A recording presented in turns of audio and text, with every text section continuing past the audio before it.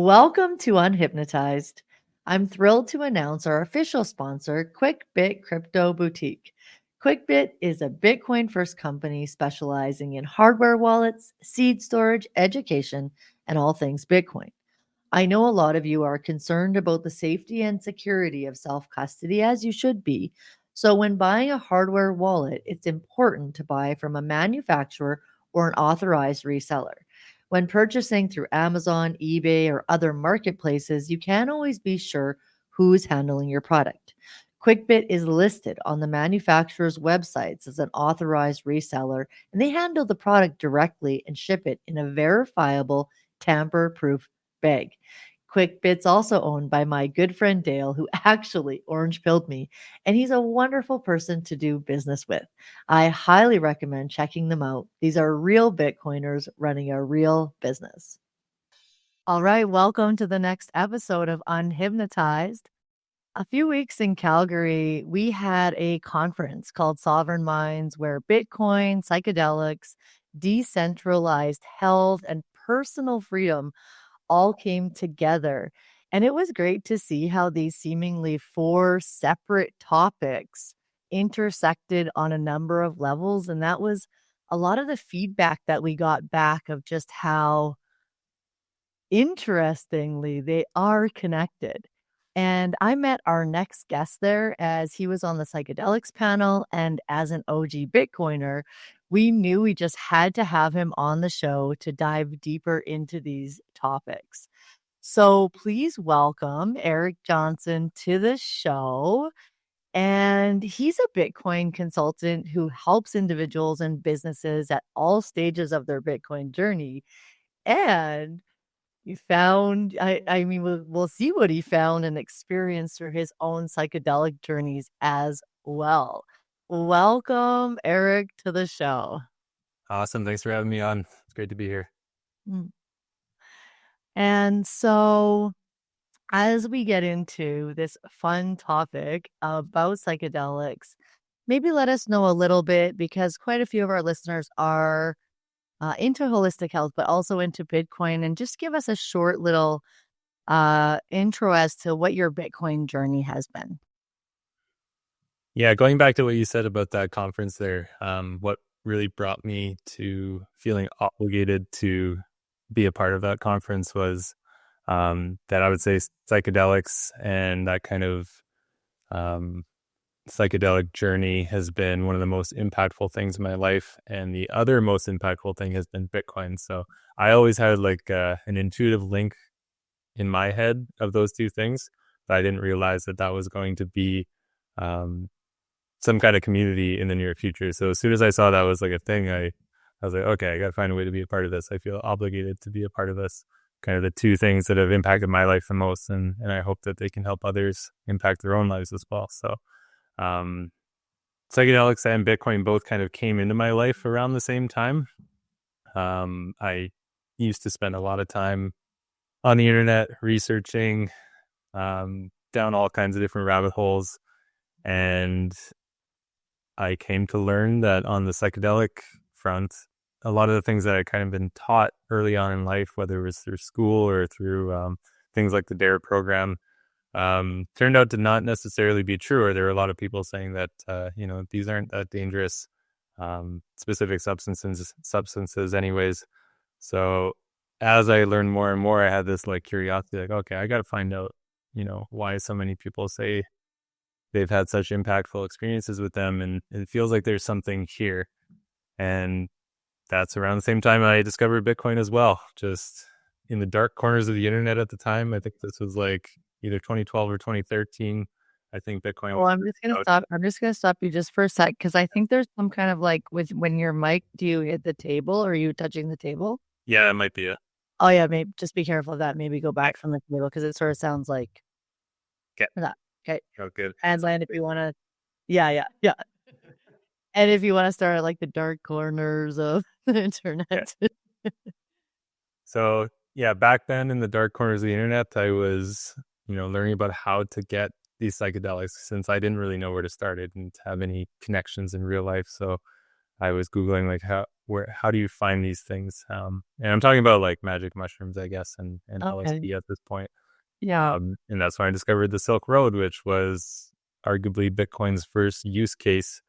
Was the financial payment rails of the darknet markets, and the Silk Road was kind of the one and only back then, or the most significant of them back then. So that's when I discovered the concept of Bitcoin, and that you had to get some Bitcoin if you wanted to buy something on this website. And there wasn't a lot of content about Bitcoin back then. There were like the Bitcoin talk forums. And I feel like I was very, very close to just like falling down that rabbit hole instead. But I didn't really read any of those articles. I didn't read the white paper at the time. I was just more about like, okay, how do I use this thing? Um, and then life kind of changed because I ended up finding, real life connections that kind of took me away from the need for Bitcoin at that time in the Silk Road. And I was a little still sketched out by like ordering something like that online that was quite illegal. And I didn't want to do it if I didn't have to. I was still pretty young, living at my mom's place, and the concept of ordering drugs to the front door was, yeah, not something that I wanted to do, but I didn't have to. And like you never know what you're gonna get, like, Yeah, and you're just gonna ingest something that you randomly bought, yeah, yeah. exactly. But the concept of it just fascinated me, that there was this market that was completely free and powered by a currency that couldn't be controlled, that didn't go through banks. Um, that concept just really stuck with me. And, I kind of promised myself, like, okay, there's something here, keep an eye on it. But life got busy. I kind of got away from it for a period of time. And then I didn't really come back to it until a little bit later on, like 2017 is when I came back to Bitcoin. Okay, awesome. I know this is such a fascinating topic, and as you were talking about, that way that there are just misconceptions spread about those 2 things, I kinda connect psychedelics and Bitcoin, and that's how I feel about hypnosis. Like, once I found hypnosis, I was like, "Oh, I'm so used to just talking to people all the time about what's not true about hypnosis that they've taken on." So it's like the exact same with Bitcoin. It's like, the rumors or the misconceptions or even the purposeful, spread misinformation about it is really common. Um and I'm thinking about our listeners and how you did make a bit of a clarification to them that we're basically talking about LSD and mushrooms when we're saying psychedelics in this conversation. And, I'm really curious since I met you too. I was wondering, like, what was there something happening in your life that you kind of sought out psychedelics, or was there like an intention or a purpose at that time? It was mostly just curiosity at the time. So I was a university student, and like I said, I like to just spend a lot of time reading about random things on the internet. Usually when I was supposed to be studying something that was relevant to the degree I was taking, or writing a paper or something. So I'd often procrastinate just by digging into anything but what I was supposed to be digging into. The things that just like kind of pulled me in, I would just read pages and pages, browsing forums, reading trip reports, stuff like that. Uh, so yeah, it started with magic mushrooms for me, which I think is pretty common based on what I've heard from other people. Um, I would say it's like a pretty good intro, but also one of the most powerful psychedelics, depending on how you apply it. Mhm. But that kicked off like I don't know, almost a decade long journey of just curiosity, I guess. And I didn't really know why I was pulled to it to begin with, but I think once I started taking it a little bit more seriously, that's when I realized that there was an underlying purpose. Like there was a reason that I was seeking out something. And I did have, I guess, personal growth that I was being called toward.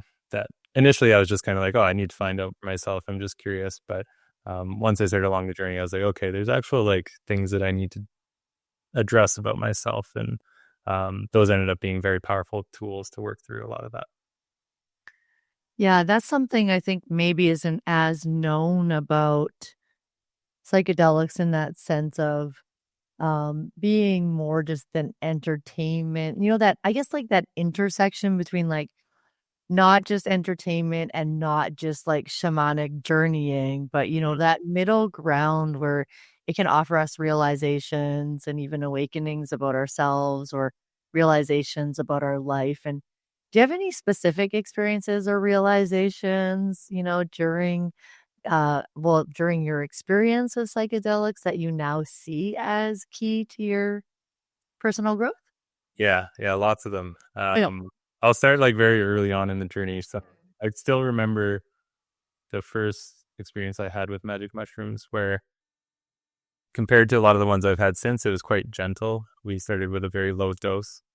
It was like a very chill setting. I was just like at home with a friend and my girlfriend at the time, and it was very mellow, but I could feel my brain just kind of being rewired. And the thing that really, really stuck with me is that I'm in control of my own reality and that I can basically impact it. I think a lot of my life to that point had been more as like a passenger, I would say, instead of a creator of my own reality. And there was like something that clicked for me that night where I realized that the choices that I make and the thoughts I choose to give power to ultimately end up creating my own reality.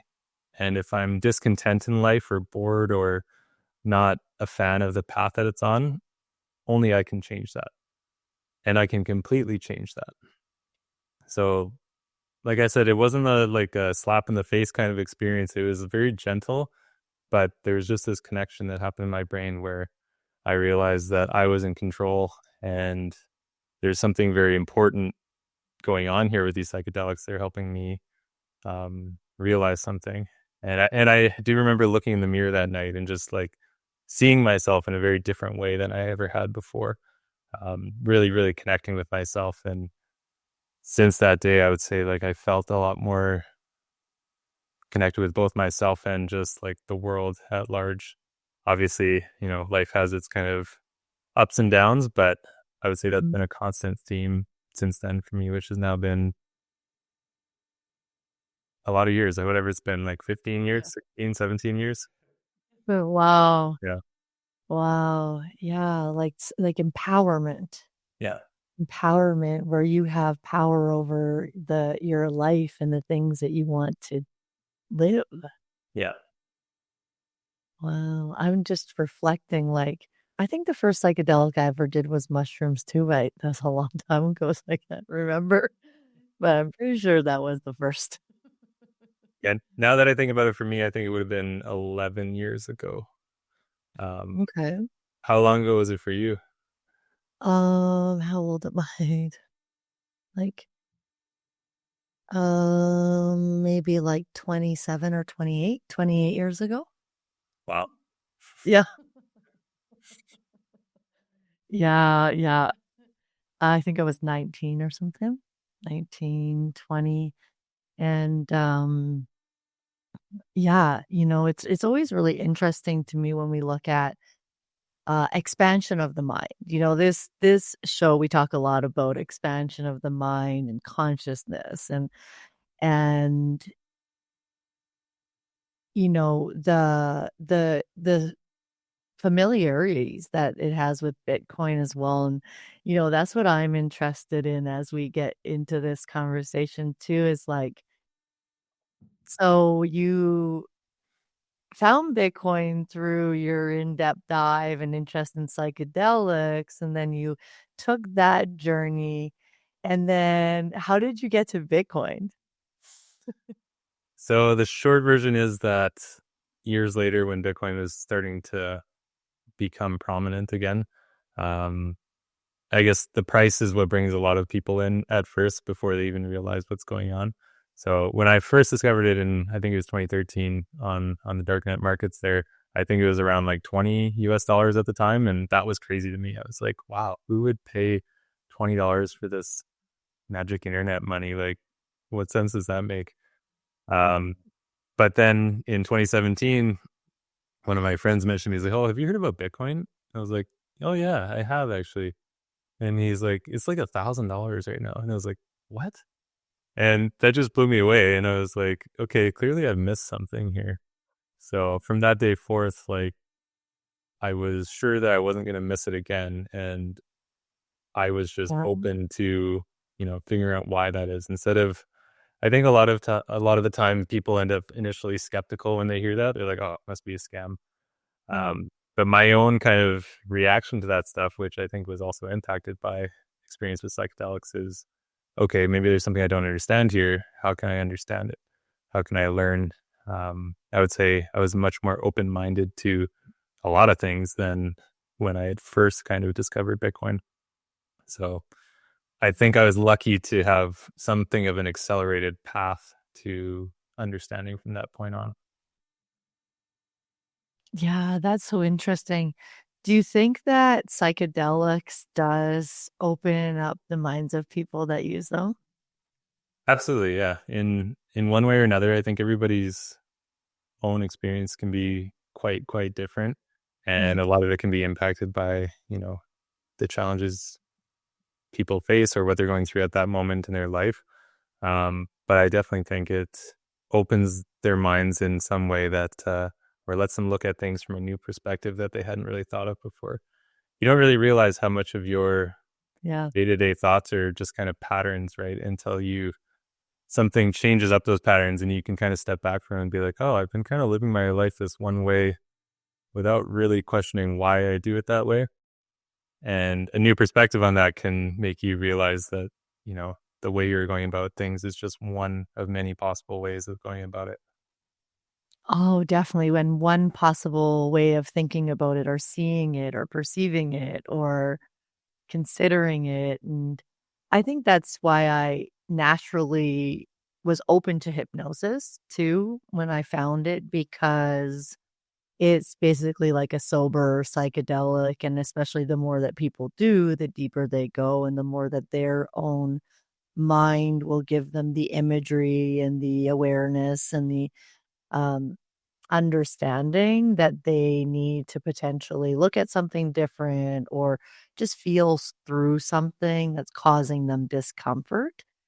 And that's something that I found really similar with psychedelic journeys and hypnosis, was that there was an opportunity to process in a way that's not literal or logical, because I find a lot of times what gets in the way of us being able to truly open up to something in a different way is the attempt to analytically understand or like logically process something. Whereas when we let our own like innate, amazing imagination and mind work through something, feel through something also in our bodies, there's so much wisdom and understanding and imagery and clarity that comes in. And I'm wondering, have you felt that through your psychedelic journeys as well? Yeah, definitely. And it's interesting you bring up hypnosis because that would be something that I'm like a very analytical and rational driven person, I think, naturally.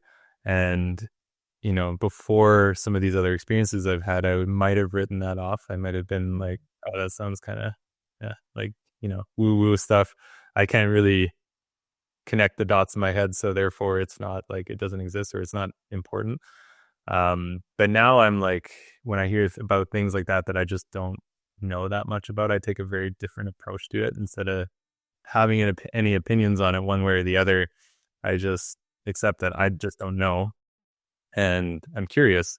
And so I like talking to people who understand it, like yourself, and just asking questions because there's obviously something there. I don't think that, people would, or a lot of what I consider to be pretty like interesting people would, give it credit for impacting their lives if there wasn't something there. So clearly there is. And I think it's kind of the same thing with psychedelics and Bitcoin as well. Is a lot of the people who kind of write it off haven't really taken the steps to trying to understand or taking that kind of student mentality.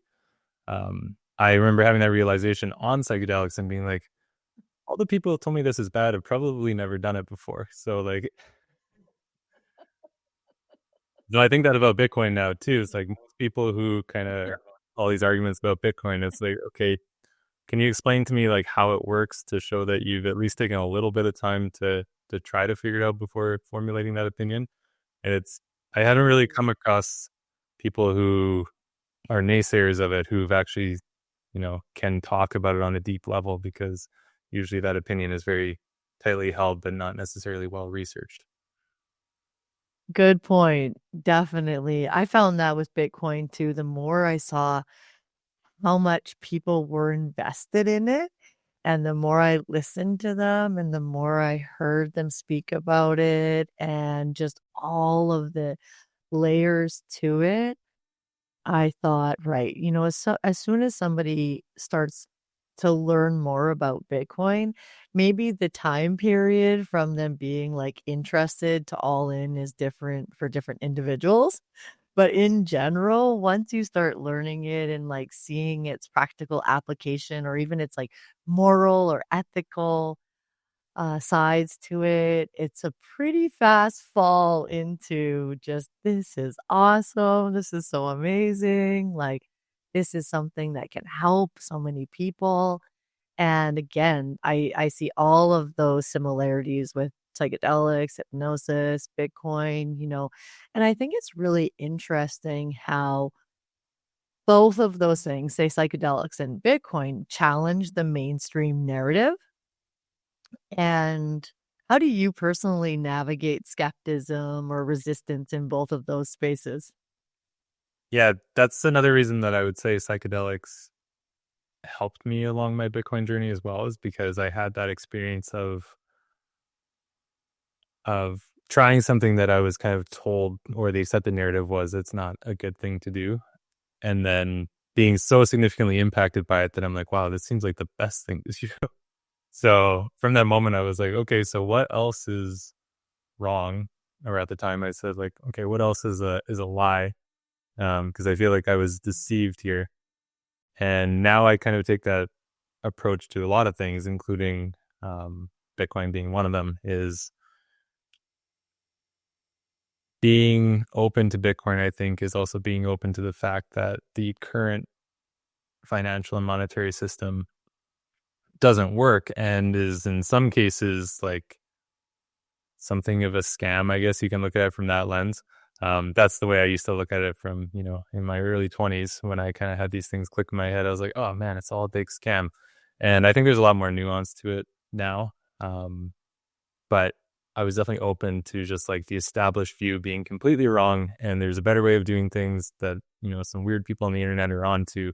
So I wasn't necessarily skeptical of that. I wanted to, understand before I kind of write it off. And as soon as I had some level of understanding on Bitcoin, it made me realize that, it's kind of a never ending journey of trying to understand.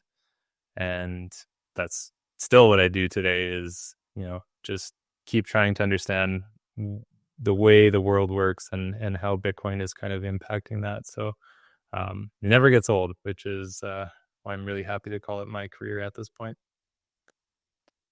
There is no end to how much you can learn and listen to and read and figure out for yourself. That's what I love about Bitcoin too. It's just endless.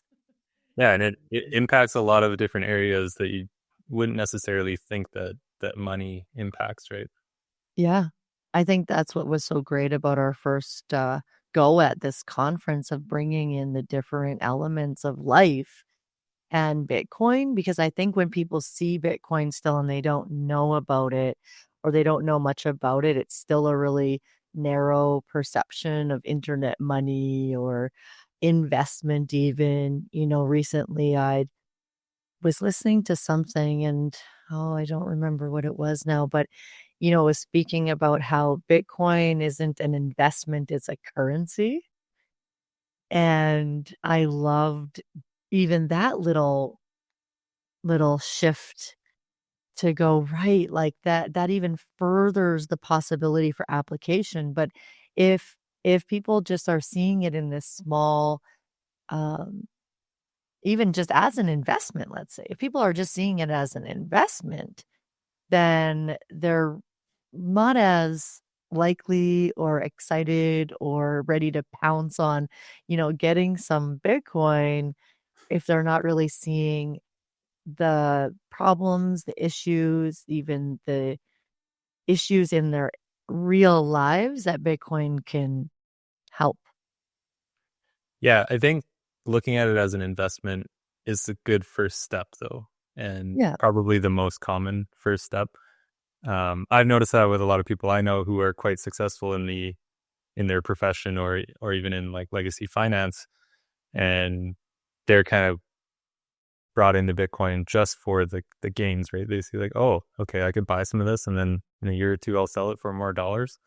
I'm like, yeah, it's a lot more than that, but yeah, start with that, and hopefully that inspires them to dig deeper and keep learning.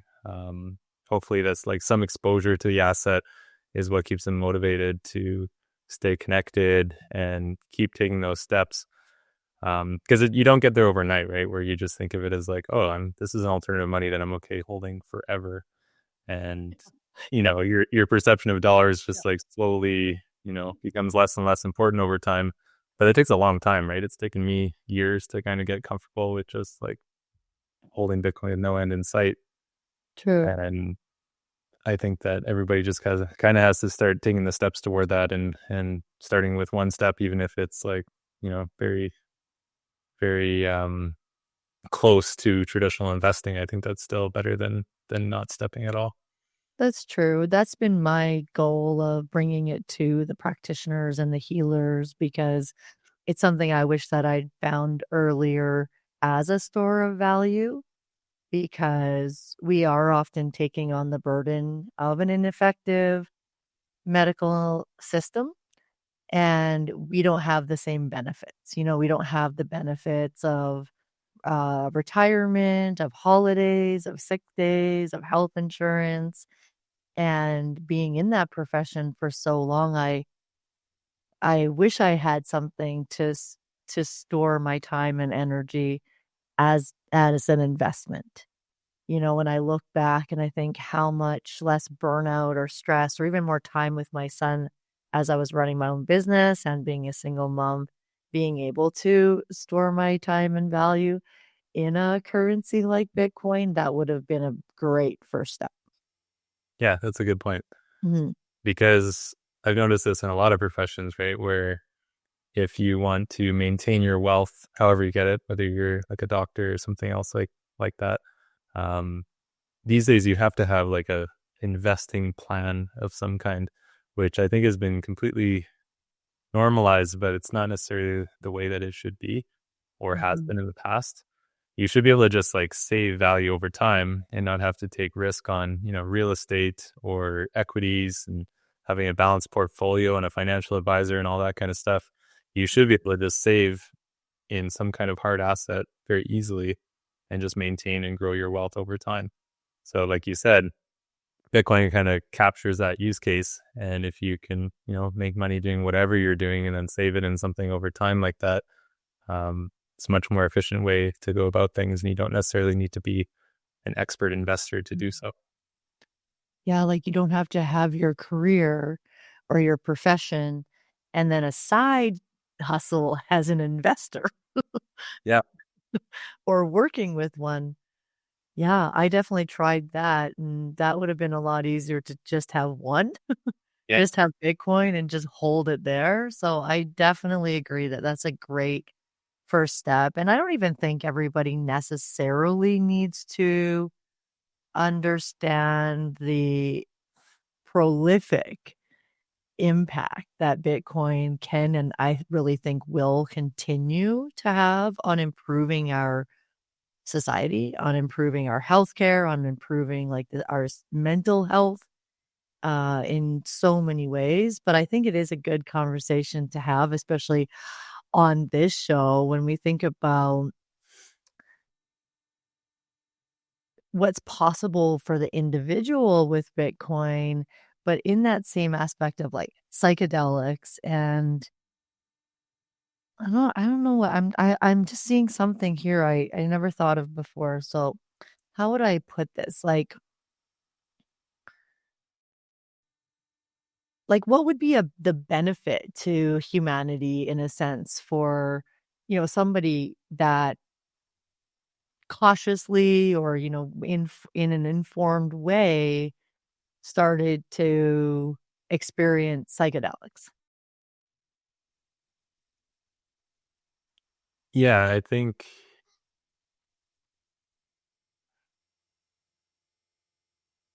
if they're able to benefit from that and become a better version of themselves, the impact of that is something that, you know, affects everybody around them, and at scale that affects society as a whole.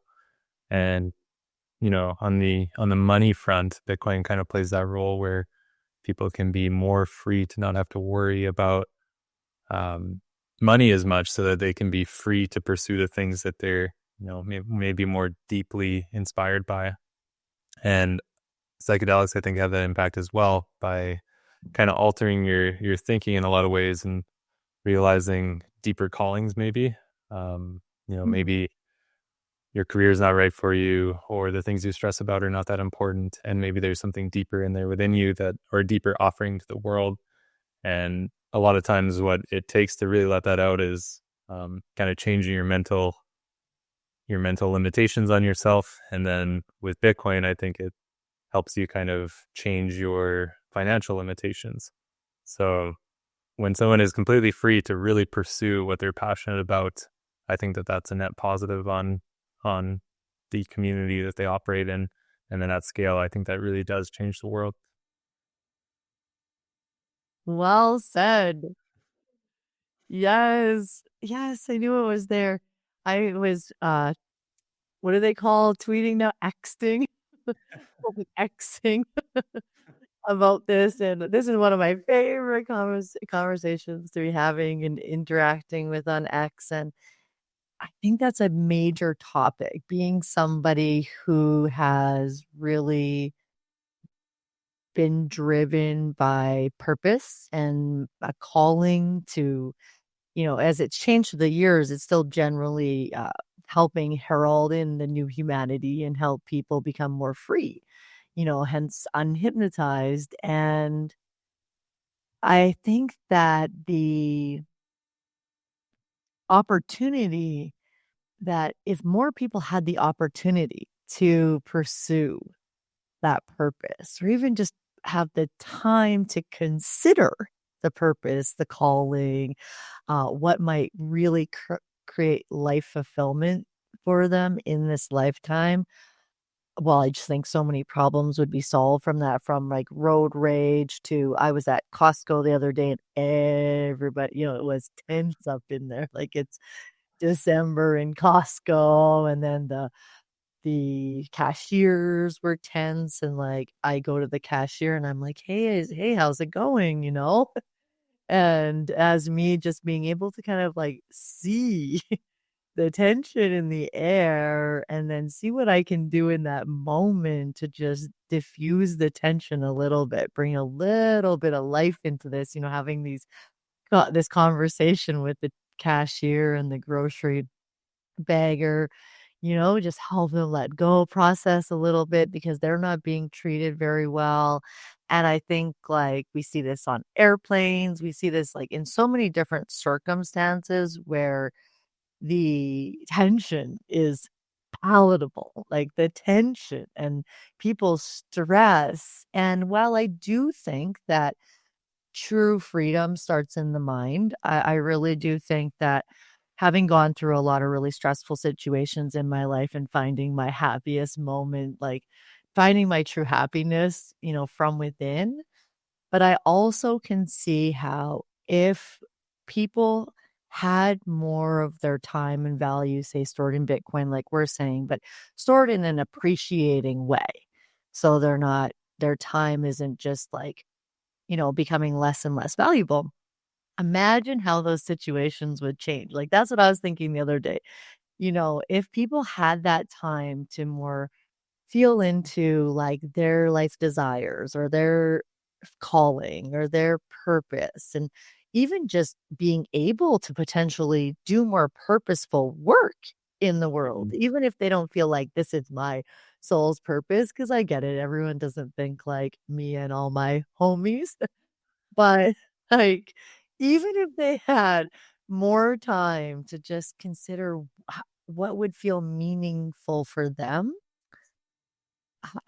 how would those situations like that in Costco change, or like on the airplane train change? Like, I think that they would really come in with the a different way of interacting with each other, Yeah. you know? You just made me have a few different realizations there. I think that, um, again, like I'm mostly going off my own journey here, but Mhm. that was one of the other things that I think psychedelics really showed me quite early on. We kind of touched on magic mushrooms and LSD, but shortly after encountering and experiencing both of those substances, I ended up seeking out ayahuasca or DMT and going to Peru to practice with a shaman at an ayahuasca retreat down there.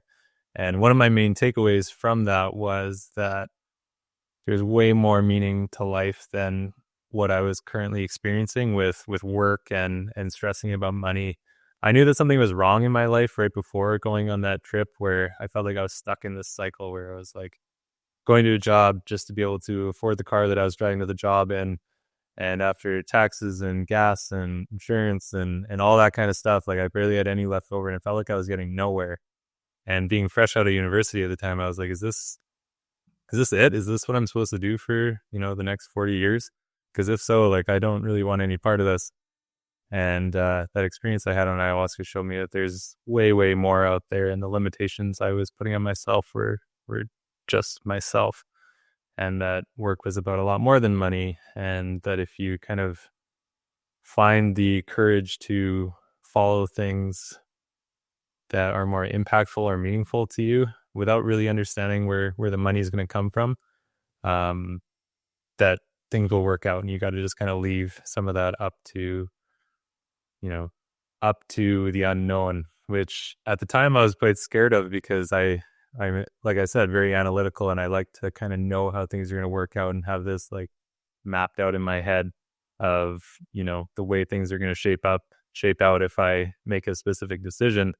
But this kind of gave me a kick in the ass so that when I got home, I did make a major career change shortly after. And I rolled the dice on a job that I thought would lead to something. I took a pay cut to go from working at an established company to working at a brand new startup and making less money, more stress, but it was more fulfilling because I felt like I was learning new things and I was meeting new people and I was on a path and I didn't really know where it was going to go, but it quickly let me know that I was on the right path and I just had to keep on going.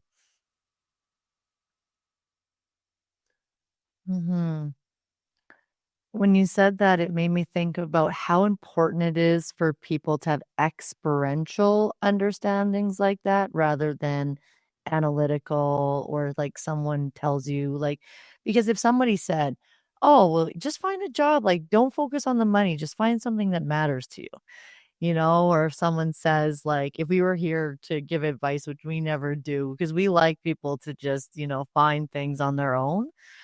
But also, I wanna highlight the importance of that, and that's why these inner journeys, with psychedelics, or like I would say with hypnosis, are so valuable because it's experiential wisdom. Like, you saw it.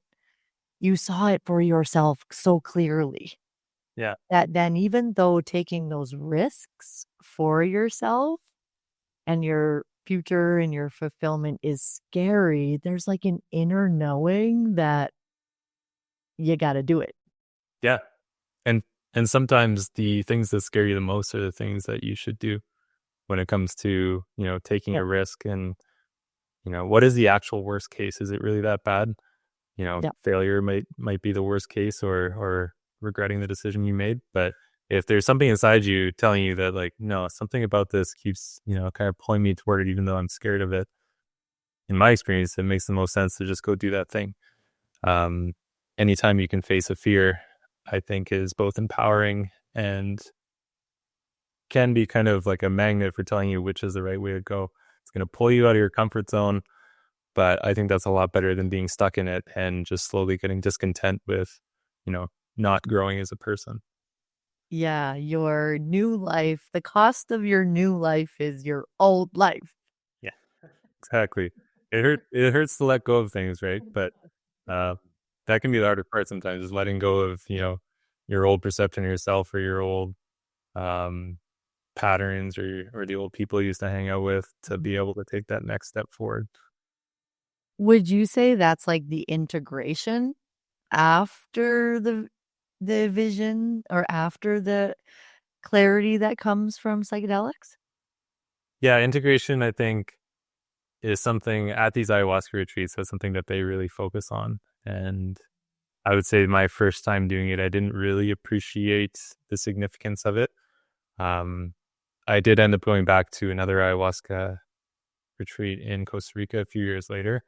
And knowing what I knew about the first experience, it was nice knowing, I guess, before like the first day even started, that it was mostly about integration, because you can have all these life-changing experiences and realizations and feel all these emotions, but if you don't pull those back into your normal life, what was the point? Um, did you really use that knowledge for anything? And the hardest part is the integration as well, right? But usually the hardest things are the most meaningful things. So it's very easy to have these kind of experiences with any psychedelic, I think, where you come out of it and you're like, oh, I know everything now. I like, it all makes sense to me. And then, a couple of days go past and you're just like back at work, and you're just like, what was the thing again? Like, I felt so good. And now I'm just like right back to where I started. Same like state of mind, same patterns, same everything. And it takes like you know, pulling out what you experienced and then applying it to your actual life to see any kind of path forward, I guess, or progress. Uh, Yeah. Going back to ayahuasca here, like the thing that I noticed with both of my experiences are that it took probably 6 months both times for the change in my life to really be noticed. Hmm. And it wasn't obvious as I was going through it. It only became obvious 6 months later when I looked back and I was like, oh, wow, that was pretty impactful, because I changed career both times, changed relationships both times. Um, and then like just started prioritizing different things in my life. And it was amazing how much that changed about my day to day. Like sometimes it was like moving to a different place, like things that I don't think would have happened without those experiences, which is, Yeah. you don't really realize as you're going through it. It's just like you sit back and go like, oh, wow, my life is completely different than it was. Like, oh, that's interesting. Yeah, it can be really subtle, and that's what I was thinking when you were saying that, because it can take time. And I never like to, like in shamanism we call it put illness in the mind of the client, which is just, create some sort of limiting belief like, oh, this is going to take you so long, or oh, if you don't do this, or oh, what did people used to say to me, like, if you don't finalize your divorce, like, you won't meet another good partner, or like, these things that people say. But it can put illness in the mind of a client, or even just like fears, right? Or of a person. But when you were saying that, that's what I was thinking. Oh, it's nice to let people know, like, there's no integration time, like, that you have to get to. Like, your 6 months, that's awesome. For me, I think it took me, well, actually, one of my from my ayahuasca journey, like, it kinda just happened now, and I think that, like, the fullness of the vision just happened, like, this week. Wow. Yeah. Like, and, like, it was at least 2 years ago, maybe 2.5, 'cause, I mean, I did move, like, a lot of things were changing in my life, and I had a lot of clarity about my business, but it really wasn't until I got, like, super into Bitcoin since the Bitcoin rodeo. Like I went to the one 2 years ago, but it wasn't until this summer that I was like all in, started this podcast. And it wasn't until like Bitcoin really came into my life that I didn't see at that time in the vision, but I saw how, like, I saw, kind of the direction that it had to go, but all the things I had to let go of to get to that direction. Like, even now, I'm just realizing this right now. Like, holy crap. Like, and I did have moments where I was like, I'm cooked. Like, I don't even know if I can make this happen. Like, like it seemed maybe it was just a pipe dream or like, like a dream. How do you keep going in those moments when you're having those thoughts? What do you think about? Mm. Uh, God, like spirit, I come back to surrender. I always come back to surrender because I think it's really hard to stay patient and trust if we think it's on us to figure out. Like Right. if I'm like, oh my gosh, like I've got to figure this out. I've got so many things and so many directions, and like I still kept having the vision, like in different meditation or self hypnosis or shamanism journeys. And so I knew it was there, but I also knew because it's not my will, it's thy will in a sense, that I think like truly soulful purposes or, alignment comes from surrender. At least for me, that was a massive lesson that I had to learn, which is to just take the responsibility off of me. It's not up to me to figure out exactly how to make this happen, but it is up to me to be open to like the signs and the opportunities that open for me and to have the courage to take them and take the risks and trust to let it unfold. That's really interesting. I feel like I've been having very similar Mm. realizations lately. Um, when you say that you had like moments of clarity from some of those experiences, were you were you like visualizing what the finished product would look like, or the lifestyle that you were picturing would look like, or was it more about the process to get there? Which one do you think was more clear for you? I wish that sounds great. Um, I mean, I guess it was the finished product in a sense of like I went through a real dark night of the soul in my business, in my friendships, and I know a lot of people did over COVID too, just having to see like a lot of the reality of things that had bubbled up to the surface. And I really do believe that we're in a time of consciousness where like we do get to see the dark and we get to see what's not working, and like the systems that don't work for us are really obvious now, right? So I saw it more as, yeah, like the next iteration of my purpose. So I guess I saw it. So for me, it became very clear when I first saw it in ayahuasca, it was more like, um, just like little like images and thoughts about, um, where say Hypno Heather was evolving to and like what that might look like. So maybe there's a bit of an outcome, like sort of speaking and writing.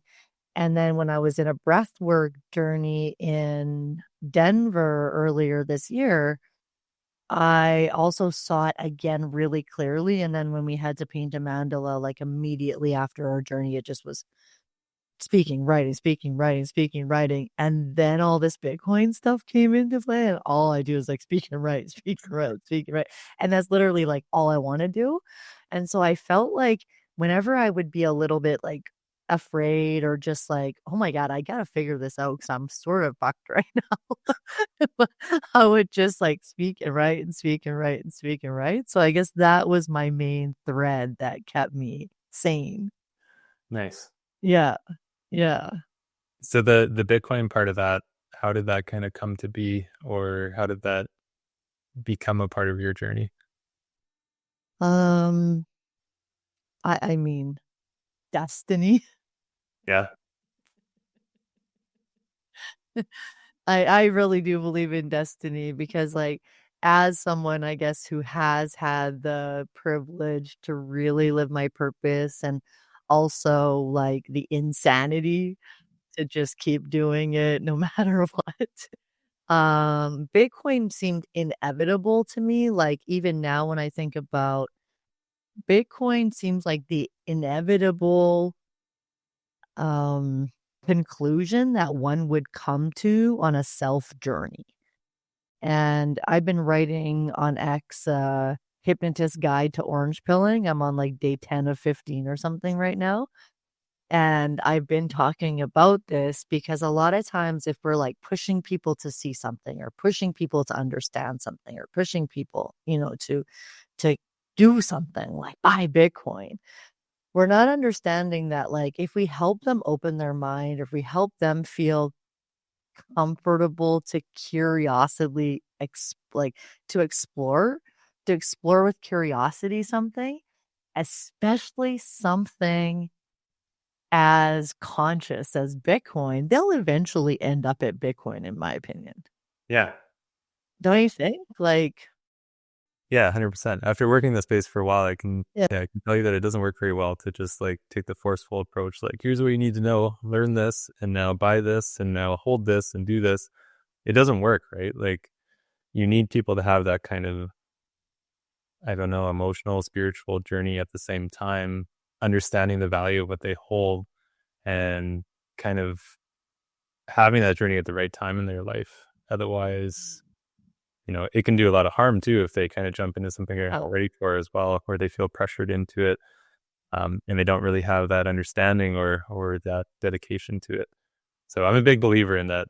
Yeah, everyone will kind of figure it out when their time is, and it's good to be helpful. And that's kind of what I try to do. Is this part of why I like doing what I do, because I focus on that kind of one-on-one personal. Like there's so much information out there these days, whether you're reading it or listening to it or watching it on YouTube. There's so much free good education about Bitcoin that anyone, if they were ready to do so, could go out and you know dedicate the mm, time and figure it out. But sometimes they need that kind of personal, like, help with any one step. Sometimes, like, the people I work with are on their very first step and they're like, I think I'm interested in Bitcoin. I don't know where to start. yeah. And then there's other people who have been holding it for years, and then they have this realization that they actually don't understand it that well, and they're a little worried about things like security and whatnot. And so, that's the step they need help with, is just like upgrading their self custody or their security model, and just you know taking that next step forward. So I think it's really important to have that kind of human connection with helping people wherever they are, instead of trying to Yeah. force them into this, like, do this, check this box, check this box, check this box. Okay, now you're a Bitcoiner. It doesn't really work like that. Or like someone from the conference said, my friend, like, here's your first 10 hours, read all this. And he's like, oh my God, Heather, I'm not even gonna, where do I start? Yeah, And that's part of what inspired me to write that. But as I've been writing it, it just kind of kept being the same thing in saying it in different ways, which is if you can really connect to the person's intimate personal struggles and how Bitcoin could be a solution yeah, to that, then right away there's an opening of curiosity, of like consideration, because wait, this is something that really bothers me in my life. This is a huge challenge. And you're saying that this could help ease that.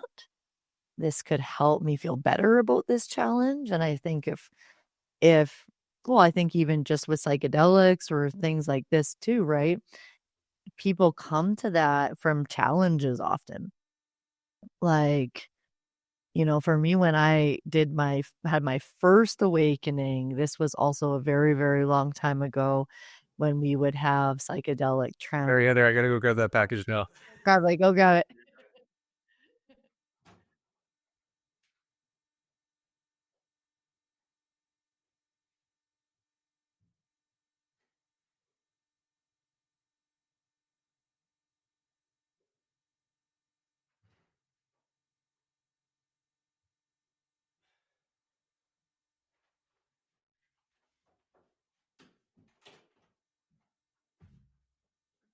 Sorry about that. You're like midstream there.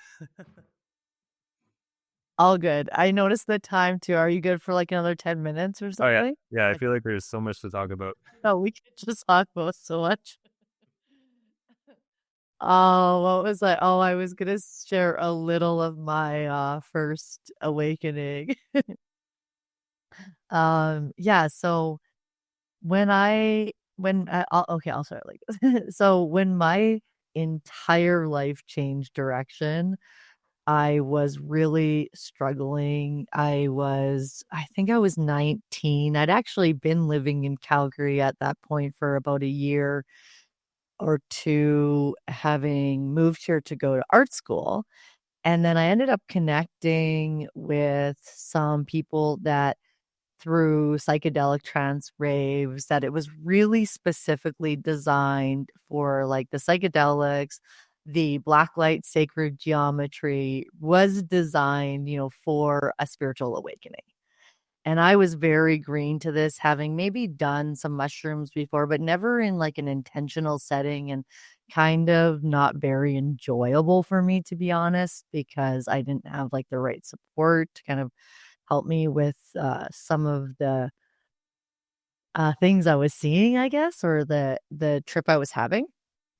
And I'll just never forget it because I had this moment where I realized just how much more there was to life and how small my lens of life had been, much like yours, maybe, where you realize this kind of, not just needing to work for money, but it was like so much about love for me. And because I was also in art school at that time, I was making a lot of art about this. And then I started to do sacred geometry, black light, rave paintings, murals, like giant murals, which like continued to open me up. And after that, I basically just went on like a massive cleanse because I was having a lot of issues with my skin. I was very emotional. I was just triggered in all directions. I basically ran away from home to go to art school, and it was a lot going on in my life. And I had like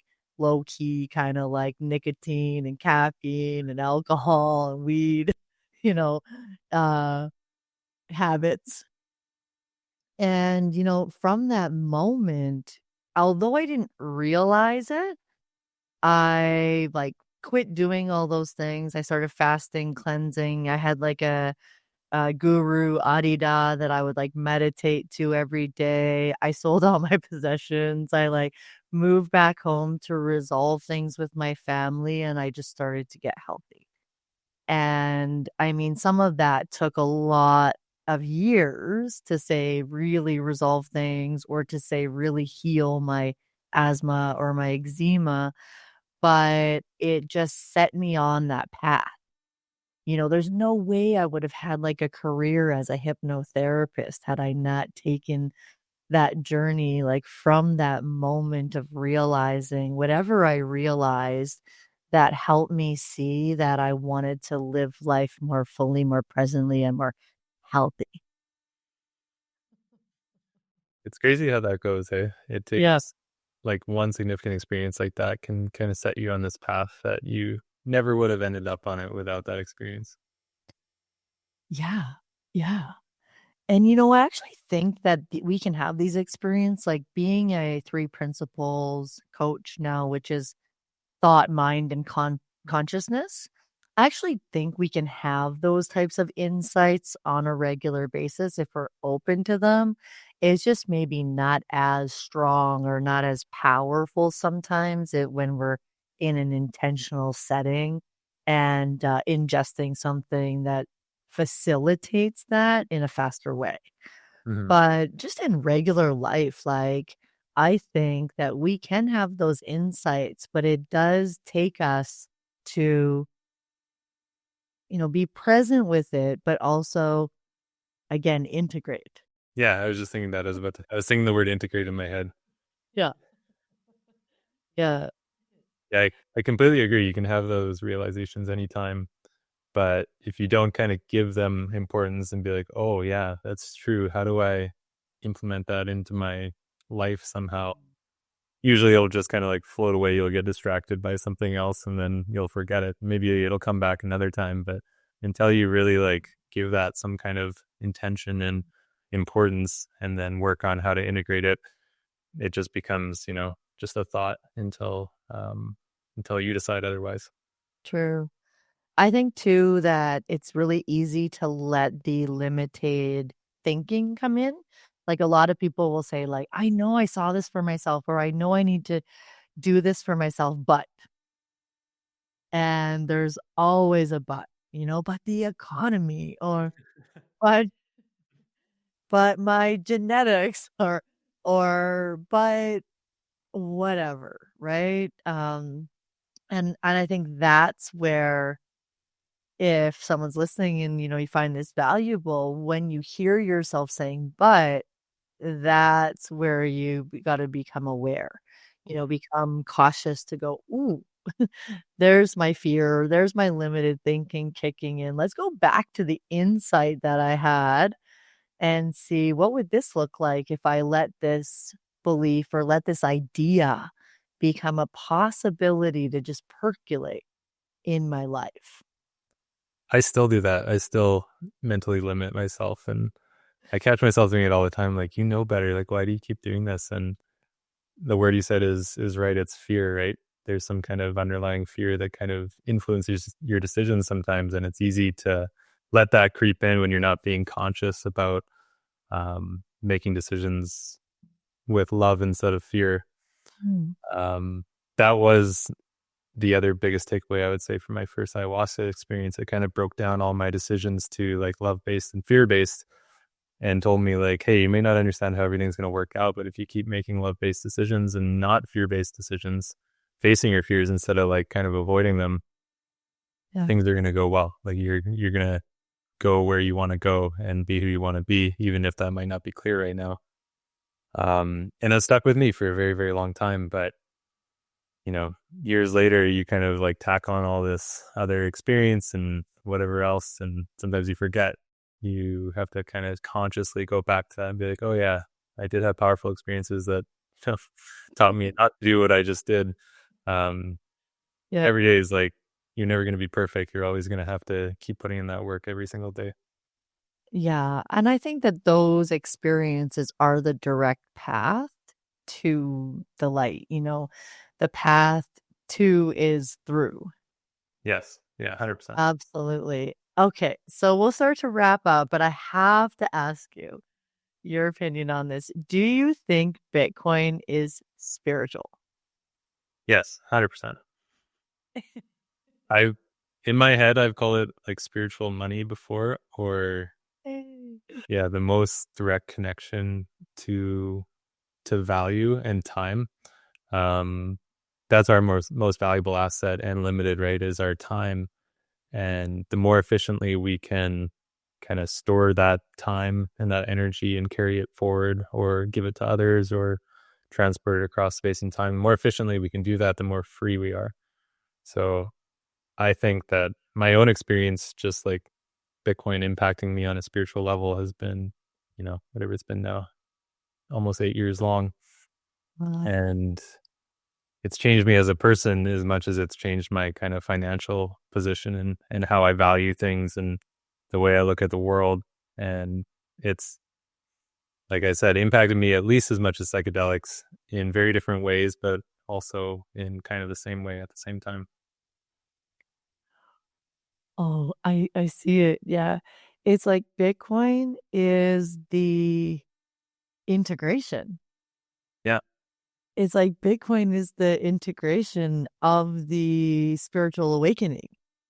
That's an interesting way to put it. I just thought of that. I'm going to unpack that. I'm going to have to write about that, because like I do sometimes think of Bitcoin as like the external freedom that really ultimately comes from first within. Yeah. But yeah, Bitcoin is like is like a practical application in the world, like in the tactile world. That makes a lot of sense, right? Because I've spent a lot of time in the past being like, why don't, like, you can show certain people certain facts about Bitcoin and they're just like completely unfazed by them. You're like, yeah, what about this? It's like, Yeah. how does this not like connect with you? Yeah. And I think, we as humans tend to do that a lot. Is like, why do people not understand things the way I understand them? But sometimes it is just that, right? Like if you've done a bunch of other work that kind of helps you be more open to a specific thing, obviously that connection is more likely to happen very quickly. So, yeah, I think that makes a lot of sense what you said. Or like if you got to a place of freedom within first, then you're naturally going to be interested in a tool or a way to create freedom in your physical world. Yeah. That's kind of the way I started seeing it. Because sometimes other guests and even other people would tell me, well, Bitcoin is freedom. And I agree, Bitcoin is freedom, but true freedom is really from within. Yeah. It's like when we're free from being at the mercy of our own thoughts and feelings, we're free within ourselves because we understand that we are not our thinking, we are not our feelings, we are a human experiencing life. And even though we can't always decide how we react to something or change how we feel, we can understand that those feelings and those thoughts are not a representation of who we are or our value or what's possible for us in our lives. So that's kind of how I see internal freedom. And so if we think about freedom starting in the mind or just freedom starting within, and someone coming from an even starting point of starting to recognize what freedom really looks like, coming from a place of what freedom looks like and then looking at Bitcoin, it's like pretty easy to see that Bitcoin is freedom. Yeah. It's a tool to help you realize and maximize your freedom. And I would say also the other reason I consider it like a spiritual connection is it's a connection with something that's greater than yourself, like a direct connection that you can't directly influence by yourself. Nobody can, right? That's the beauty of the decentralization of Bitcoin, is that it's greater than any of the people involved in it. But anyone can choose to access the power of it, choose to be a part of it. Um, Much like I would say tapping into whatever you call it, the God or Gaia or whatever your definition of it is from a spiritual lens. I think it's all mostly the same thing. And individual freedom starts on the inside. Connecting with that kind of greater all-knowing thing is what really lets you maximize that and be part of something. That's a really good point because that's the way I see it. Like, it's like instead of your laptop running on battery, you're connected to source. Yeah. You're connected to the power source. Yeah. And that's a great analogy because it's like that freedom within really does come from being connected to the power source. And then the freedom with Bitcoin comes from being connected directly to that powerful network Yeah, that, just like God, anybody can connect to. exactly. And all you have to do is play by the rules of the protocol. The laws of life, Yeah. the the laws, the laws of life. Oh my gosh, that's so great. I'm gonna definitely got some more stuff I've deepened my theory on that, which makes me really happy. Me too. It's been a while since I thought about things this deeply when it comes to Bitcoin. It's Yeah. nice. Yeah. Yeah, that's great. And such a fun way of exploring not only again, the financial benefits to Bitcoin, but the greater community that we're all part of, which we know is just like such an awesome group of people. Yeah. I think that's what I really enjoyed about that conference, the Sovereign Minds Conference, is that Mm. it wasn't just Bitcoiners. It was the other communities that you mentioned, like the holistic health and the psychedelic community, all overlapping. And it's crazy how much they have in common, even though, there are probably a lot of people there who knew very little about Bitcoin and there are probably Bitcoiners there who knew very little about like holistic health, but they all kind of share this, want for freedom and to be masters of their own like reality. And there's tons of overlap there. And I think it was a nice change from being just at Bitcoin events and Bitcoin conferences, talking to kind of the same people about the same things. It was nice to expand outside of that a little bit. Yeah, that's been the general feedback, and I can't wait to be in more spaces like that, create more spaces like that for sure. I'm gonna wrap it up because I know we could talk for days about this, and hopefully we'll get to chat again. Yeah, I'd love to. Thank you so much for coming. Is there a way that people can find you or follow you? Yeah, my Bitcoin consulting company is called Pathlayer Bitcoin. So you can find me at pathlayer.ca. So path and then layer.ca. I'm not super active on socials right now, but if you reach out to me on there, I think my email and my calendar is on there. I'd love to connect with anyone who wants to chat about this stuff. Great. And we'll put your information in the show notes as well. Awesome. Yeah. Thanks so much for being on the show. Yeah, great. It was awesome to be here. I love talking about this kind of stuff. So thanks for making it happen. Thank you for watching. Remember to hit the subscribe and turn on the notifications so that you'll know right away when we have a new episode with another great guest. And if this episode got you wanting to buy Bitcoin, reach out to me. I'm an agent with Bitcoin Well, and I have a link down below to book a time in my calendar. And simply just book a call with me and we can get you started buying Bitcoin. And don't worry, no pressure. Let's have a conversation and see how Bitcoin can improve your life. Ciao for now.